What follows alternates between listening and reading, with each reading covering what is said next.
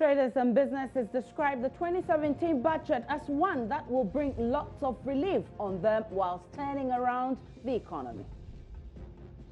Kind of reduction of the taxes from the importation of spare parts. Yes, it's going to help the the store owners to reduce the kind of high prices on the spare parts. Minister of Finance Ken Ofori-Atta, presenting the 2017 budget statement, described the document as a Semper budget, which will restore hope and steer the economy to the path of growth. Will this budget abolish the 1% special import levy? Abolish the 17.5% VAT on financial services? But the minority, on the other hand, have tagged the 2017 budget as 419 budget full of deception. Mr. Speaker, I beg at this juncture to move.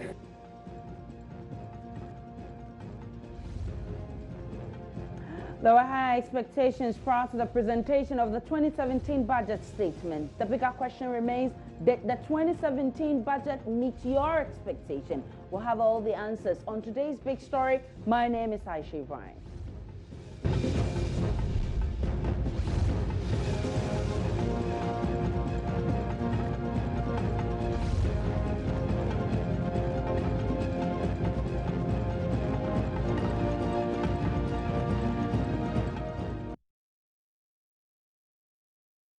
Finance Minister Ken Ofori-Atta, delivering the 2017 budget statement, says with a stunted economic growth, suffocating debt burden, frustrating power paralysis, a seemingly overtaxed citizens and a largely unemployed youth, the Nana Akufo-Addo-led government will use what it describes as 5 loaves of bread and 2 fishes it found in the challenged economy to feed the 25 million Ghanaians. We can listen to the Finance Minister. So, Mr. Speaker, President Akufo-Addo's budget, 5 loaves and 2 fishes, has tackled the 5 structural pillars of revenue. Expenditure, earmarked funds, labor, and our debt. Budgetary allocations have been made from tax revenue, ABFA, and the realignment of the statutory funds to fund these priority projects. And we have done this through prioritization of expenditures and planned improvement and efficiencies in government spending.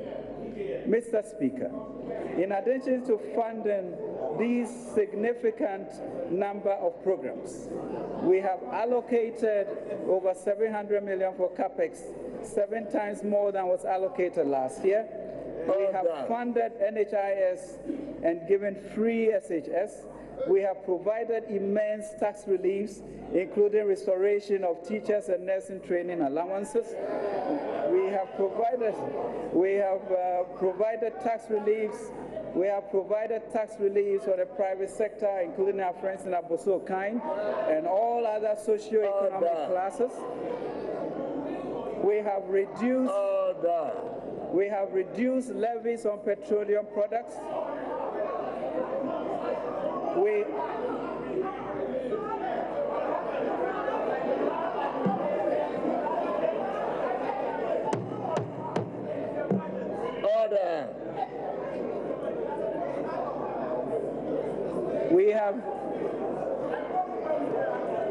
have reduced levies on petroleum products. We have reduced levies on petroleum products.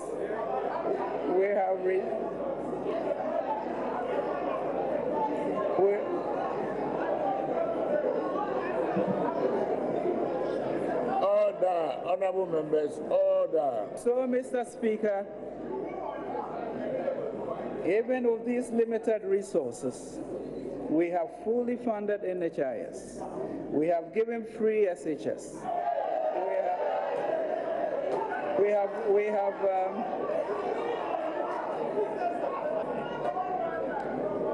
we have provided tax relief for the private sector and all other socioeconomic classes. We have reduced levies on petroleum products. We have reduced electricity levies. We have provided a stimulus for the private sector in industry, services, and agriculture. We have brought down the deficit from 8.7% to 6.5%. But that is not all, Mr. Speaker. For with the parable of the 5 loaves and 2 fishes, we still have. But that is not all, Mr. Speaker. But as per the parable I have shared with you, we still have 12 basketfuls of fish and loaves yet to deliver to sow for the future for growth and jobs. Our aim, Mr. Speaker, is to restore hope and steer the country onto a sustainable and inclusive growth path. A country that is re-energized to redefine and reorient itself to confront the challenges ahead. A country in charge of its own destiny, a country where the private sector is well equipped to invest in the economy and be the catalyst of growth, a country where our youth have access to the requisite education which will expand their horizon and give them opportunity to dream and dream big and express their creativity, talents, and ability. A country where each and every citizen is proud to be Ghanaian and to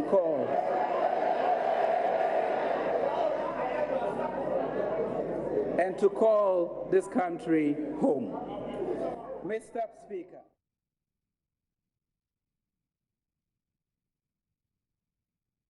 But the minority in parliament described the budget as 419, adding the MPP government are running away from their campaign promises. Let's take a listen. The ESLA has not been removed. The corporate tax has not been reduced to 20% yet. You know, you are not seeing a total eradication of the 17.5. We raised it from 15, to 17.5. All that has been done, is to pick a few. And I think the speech writers should have been a bit more careful also. There is no national tax on Kayaye.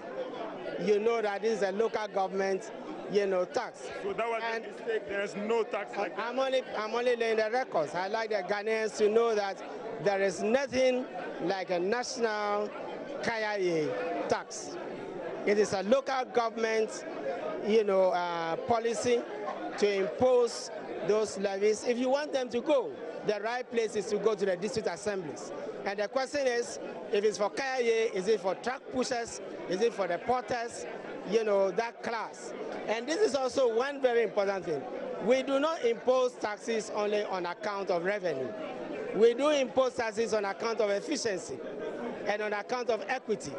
And so the point is we have an expanding services sector. And so you cannot continue to take the services sector out of the tax net forever. I think you are not being efficient. And I think these are some of the issues, which I think with time we are going to be discussing. You think that the minister was selective in his whole tax approach? That's what you think? Well, that could have done better. That could be your conclusion. I just said that we have not seen. No, please, I just gave you the rendition that we have not seen a reduction in the corporate tax to 20%. We have not seen a removal of the ESLA. We have not seen a rollback of the additional 2.5% on the VAT across board. And there are issues also we need to be careful. For example, well, I understand you may want to pamper to say, spare parts dealers, but is Ghana going to be a source of smuggling where goods are going to, these spare parts are going to come to Ghana and then they will be seen across the border? And then the revenue benefit we were supposed to have gotten, would inure to our neighboring state. We had this experience with very, very low crude oil prices, and we know that it encouraged, smuggling. So we are only going to deprive ourselves of revenue.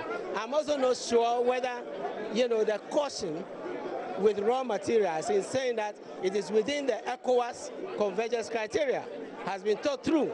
Are we going to do this unilaterally outside the ECOWAS convergence, the ECOWAS tariff? I think we need to be patient. Let's do some analysis now. And Honorable Richard Echampo, he's MP for Bia East and also a member of the Committee on Finance in Parliament. He joins me in the studio. Good evening to you, Honorable. Good evening, Aisha. I saw you holding placards or papers with, written 419 budget. But the minister himself describes this budget as a simple budget. Why do you want to target as 419? Yeah, let me thank your cherished viewers. Because he's representing the president under Article 179.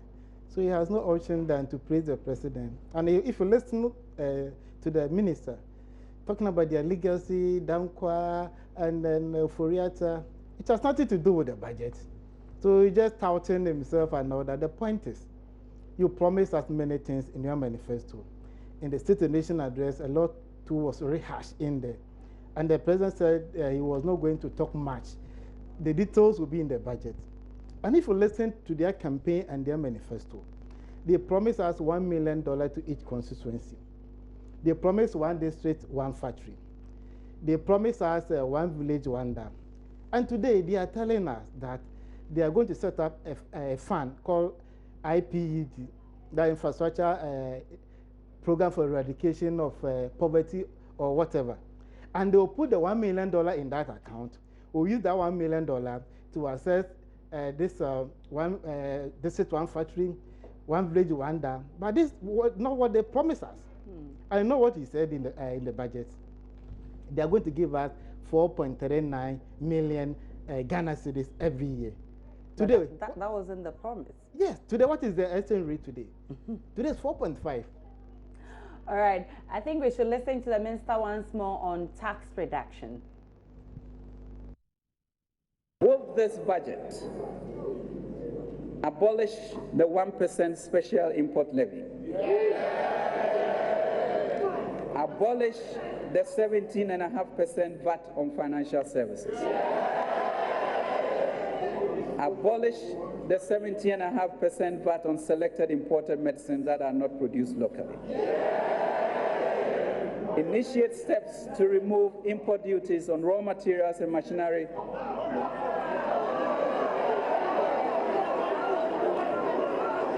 We will initiate steps to remove import duties on raw materials and machinery for production within the context of the ECOWAS Common External Tariff Protocol. We will abolish the 70.5% of domestic airline tickets. We will abolish the 5% VAT on real estate sales. Mr. Speaker, we will abolish excise duty on petrol. All right, so that was the finance minister telling us how much they're going to be reducing on the taxes they promised. But let's get on the phone lines and speak with Dr. Lord Mensah, who's senior lecturer at the University of Ghana Business School. Good evening to you, Doc. Many thanks for your time on today's big story. Yeah, good evening, Aisha. Doc, expectations were so high prior to the presentation of this budget. Did it meet your expectation?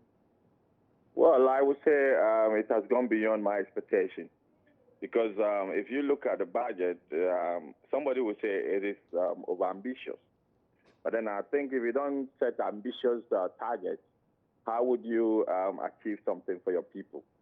So I presume that with all the indicators, and then abolish taxes that we had abolish, and then also the tax cut, I presume that the level that has been put, it will not affect the government in terms of its revenue generation. At the same time, it will give the businesses the free space as they want to operate so that they will more or less create jobs for the people. At the same time, ensure that prices comes down and all those. So I think for me, in general, it was the budget that was targeting the people. And it's a budget that has been aligned to the manifesto as expected. So we should accept it the way it is and see how the outcome will be. And in the end, whether they will be meeting the target by the end of the year before it comes to stand here again to read another budget. But talking about reduction and abolishment of some levies, we've seen them reduce some taxes, but the minority describe it as insignificant. For instance, the tax on petroleum, they describe as insignificant. And they discuss, they even say that there's no tax on the street lights, which they say they are abolishing. But they were more, I mean, looking at the corporate income levy and the energy sector levy, which they say would have made significant impact. How does this come across to you? Well, we all heard about tax cuts from the current administration during their campaign promises. But then in the end, if you look at the tax cut, they did not indicate exactly where the cuts are going to come from. They mentioned some nuisance taxes. And what the minority is highlighting on are major taxes, taxes that are substantial to the economy. So if you look at it, the revenue generation of this country, the tax takes a chunk part of it. And I think it was mentioned that they will remove nuisance taxes. So those are the nuisance taxes that they talked about. And I believe that the nuisance taxes, in terms of margin, they're not that huge compared to the taxes that, by law, we need them in this country. So I presume that the right thing has been done by the current administration. But will these taxes still make significant impact on Ghanaians?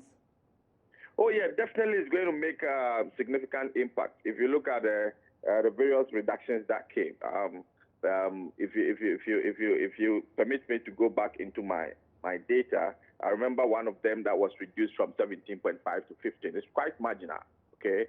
And then also there was one that it was said it has been abolished. So for me, it will seriously make impact on Ghanaians. There was even one on Kaya market. Exactly. You know, you might think by quantum, those things, those taxes does not do anything for the Kaya or something. But in the end, definitely it will give them that free space to also purchase things on their own. Well, many thanks to you, Dr. Lord Mensah. That's all You're time welcome, will allow us. But you should be happy about the taxes that have been reduced. Some have been abolished. And I just talked about the Kai market toll. Like even the former finance minister just said, there's no legislation levying tax on KIA. So why do you come before Parliament and abolishing such a tax? Well, they may have to go and meet the local government. So we have no issue dealing with it. And look at the earmark funding. They promise that they are going to make sure that national health insurance work to its perfection. And here we are reducing earmark funding from 33.5% to 20%. The investment that we are making in national health insurance have funding gap of about 400 million Ghana cedis every year. And we are reducing it from 33.5% to 20%. So how can you fund it? And even look at the SHS that he talked about. The source of funding is ABFA, annual budget funding amount, and domestic source of funding. What's the meaning of domestic source of funding? Give us the dedicated source of funding so that we will be rest assured that we will have source of funding for free SHS. So it's like a politician, this is not an economic person speaking, a politician touching the heart of somebody just to caught an attention so that people will call on Jesus Christ, so that people will have sympathy for him so that they follow through. Like the KIA. How much does it bring to the national kitty in the first place? But why do you have a problem with the tax exemption on the we don't have spare parts? The point is, give us the roadmap, give us the policy direction. Because like the minister said, Rana is free, everybody can import spare parts, right?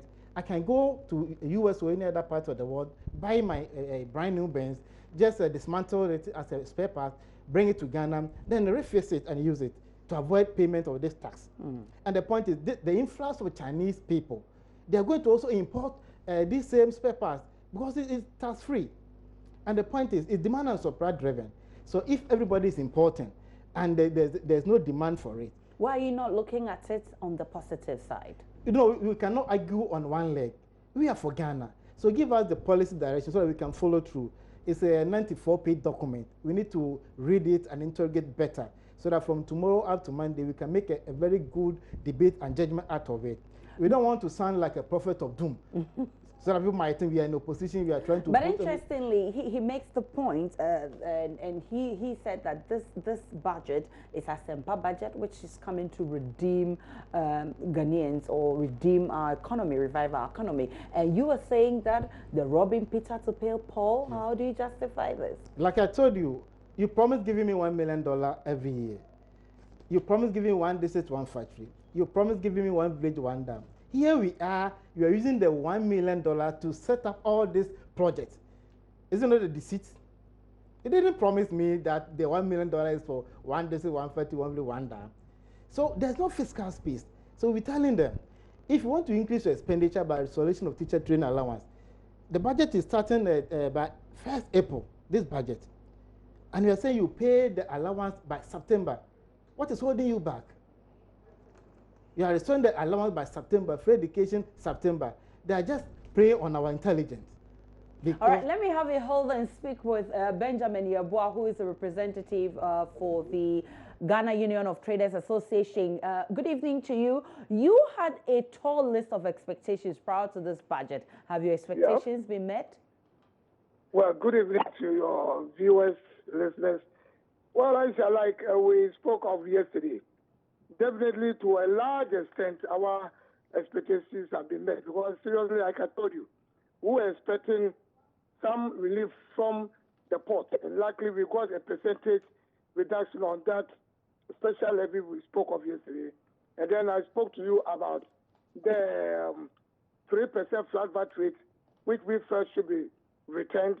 It has been returned. Now they've moved up the 70.5 standard rate. And we added some added ones, which even though were part of what we were hoping to come later, were added now. And that is the 70.5% of financial services. So you are more than pleased to hear the 20%. Yes, I mean, many thanks and to if you remember, that's how much time will allow us. Sorry, would have to cut you. But Honorable, again, this 2017 budget seeks to create 750,000 jobs. That's massive. You should applaud the MPP government. Aisha, if you want to just have a very good understanding of this budget, you can read from, let's say, 2011 or 2005 up to 2016. So you see that these are proposals. The outturn is the most important aspect of it. All right. Because you are projecting a 43 billion revenue and expenditure of about 5 billion. There's a shortfall of 13 billion. All right, so I think that we need to look at the document, read page after page, so we can make a very valid analysis. There's a shortfall of 13 billion. And he said you finance it through international and local borrowing. I think meaning they are going to borrow again. As the days go by, we'll see how it goes. Just 9 days ago. That's how time will allow us. Well, many thanks to you. If you want to just briefly finish your sentence, you can. The president told us our deficit is 73%, 74%. Today, the minister said it's 73%. Who's telling us the truth? Well, that'll be all for today's big stories. We'll be talking about the 2017 budget statement delivered in Parliament today by the Finance Minister. We know we'll be doing a lot of analysis on this as the days go by. This is today's big story. Have a great one.